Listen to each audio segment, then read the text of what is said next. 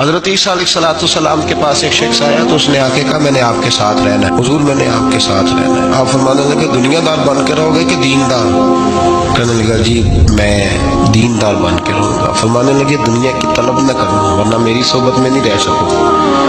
حضرت عیسیٰ علیہ السلام نے شادی نہیں کی، مکان ہی نہیں بنایا، ایک تکیہ، ایک پیالہ، ایک کمبل، جہاں رات ہوتی وہی سو جاتے۔ ایک دن ایک شخص کو دیکھا کہ وہ نا ڈھلان بنی ہوئی تھی، پتھر کی پہاڑ تھوڑی سی ڈھلان بنی ہوئی تھی تو نیچے لیٹا ہوا ہے۔ آپ نے کمبل بھی صدقہ کر دیا، کہنے لگے آج کے بعد جہاں ڈھلان بنے گی وہاں سو جائیں گے، کمبل کی ضرورت ہی کوئی نہیں۔ کچھ دنوں کے بعد ایک شخص کو دیکھا کہ وہ اپنے ہاتھ کا تکیہ بنا کے سویا ہوا ہے، تکیہ بھی خیرات کر دیا، کہنے لگے اس کے بغیر بھی گزارا ہو سکتا ہے۔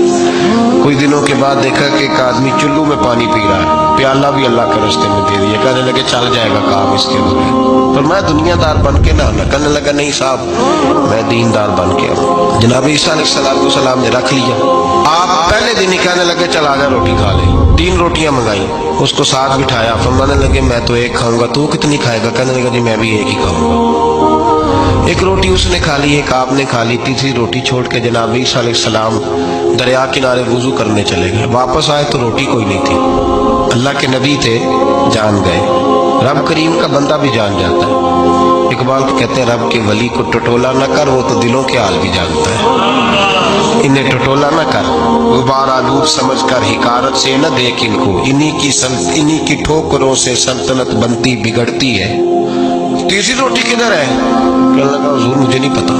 فرمانے لگے تجھے پتا ہے پر تو بتا نہیں رہا۔ حضرت عیسیٰ علیہ السلام میں ایک ہرنی جا رہی تھی، اس کے ساتھ 2 بچے تھے۔ آپ نے ایک بچہ پکڑا، اس کو ذبح کیا، لکڑی جلائی، اس کو بھونا، اس کو بھی کھلایا، خود بھی کھایا، ہڈیاں جمع کر دی۔ جب وہ ہڈیاں اس پہلو کو ذرا سمجھیے گا، جب کھا بیٹھے ہڈیاں جمع، وہ ہرنی بھی کھڑی ہے، وہ دوسرا بچہ بھی کھڑا ہے۔ ایک بچہ ذبح کر کے کھا لیا، دوسرا کھڑا ہے۔ جب پیٹ بھر لیے وہ بھی ڈکار لینے لگا سامنے، تو حضرت عیسیٰ علیہ السلام ہڈیوں سے کہنے لگے چلو اٹھ جاؤ اللہ کے حکم سے۔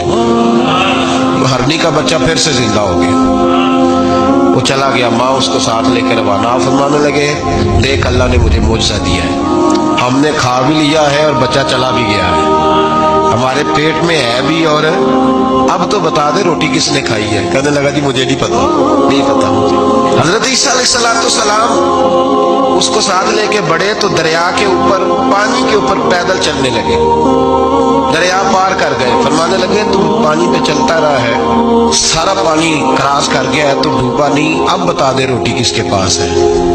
کہنے لگا نہیں پتا۔